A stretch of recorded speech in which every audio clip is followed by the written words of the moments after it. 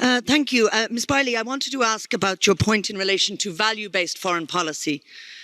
Because while there are some very positive elements in these recommendations, I am concerned that they still are focused strongly on the interests of the EU rather than values as such.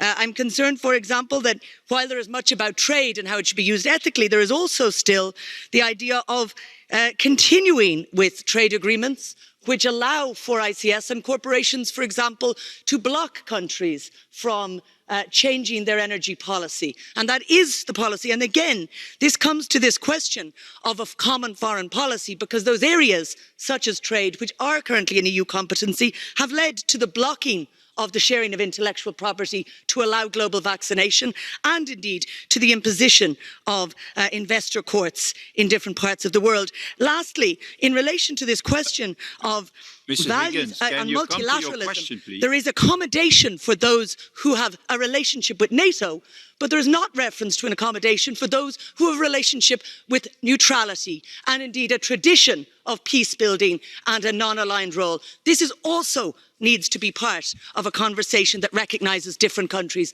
and their international foreign policy record.